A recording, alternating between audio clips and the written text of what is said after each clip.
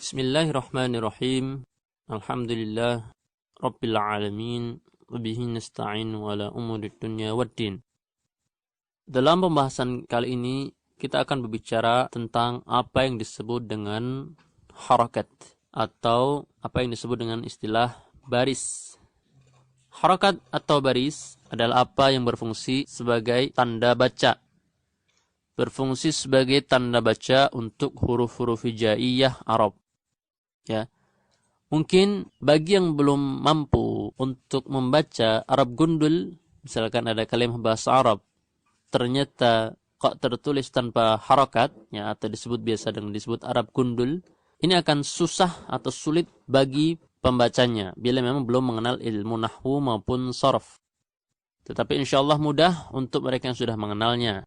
Dan tentunya hal yang membantu untuk terucapnya atau terbacanya kalimat-kalimat Arab tersebut, yang memudahkan terucapnya kalimat-kalimat bahasa Arab tersebut adalah apabila terdapat harokat yang melekat atau yang diibuhkan pada masing-masing hurufnya. Sehingga bagaimana kalimat muslimun, mim, sin, lam, mim, yang terangkai menjadi satu kalimat, itu dapat terbaca adalah adanya harokat pada kalimat tersebut, di mana mim berharakat dhammah, sin berharakat sukun, kemudian lam berharakat kasrah, dan mim berharakat dhammah tanwin, sehingga dapat terbaca muslimun. Ikhwati wa akhwati fiddin, a'azzani Allah wa iyyakum. Saya rasa pembahasan tentang harokat insyaallah tidak susah, karena memang terutama bila kita memang sudah mengenal atau mampu untuk membaca Al-Quran, maka berbicara mengenai harokat tidaklah susah bagi kita. Ya. Harokat baik itu dhammah, fathah, a, dhammah, u, kasrah, i, atau sa, su, si, susasi, kemudian sukun, tanda yang merupakan tanda mati, kemudian tasydid yang merupakan tanda huruf itu double, ya, bassa, bassi, bassu. Kemudian dhammah tanwin, ya, yang dibaca misalkan un, sun, bun, atau fathah tanwin, an, atau kasrah tanwin, in. Inilah bentuk-bentuk harokat untuk tanda baca daripada huruf-huruf hijaiyah Arab. Ya. Inilah mereka.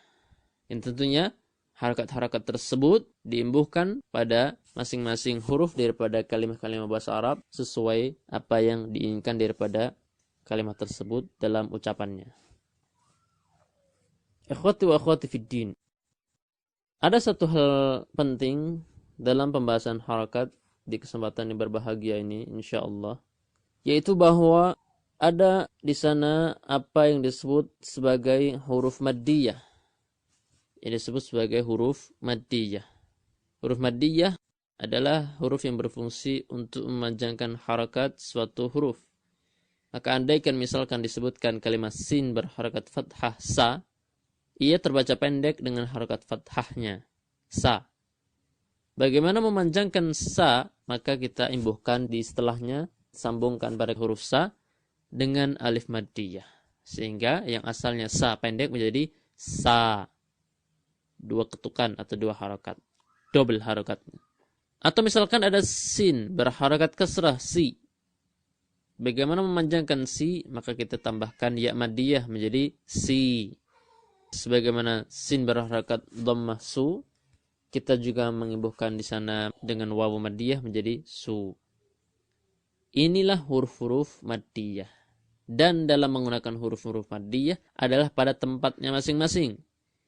Yaitu seperti yang kita sebutkan tadi dalam contoh-contoh yang sejatinya adalah tempat-tempat huruf-huruf maddiyah, ya, yaitu bahwa alif maddiyah fungsinya memanjangkan harakat fathah, ya maddiyah fungsinya memanjangkan harakat kasrah, sehingga bukan alif maddiyah memanjangkan harakat kasrah atau ya maddiyah memanjangkan harakat fathah, ya, tetapi ada tempatnya masing-masing.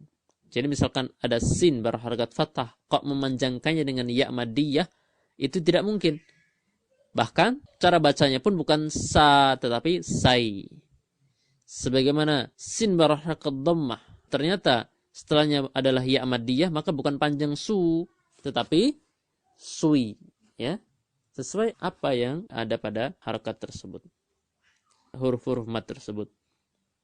Maka agar huruf-huruf maddiyah ini berfungsi secara maksimal, peletakannya harus tepat, yaitu sa, si, su, ya, sesuai penggunaannya masing-masing.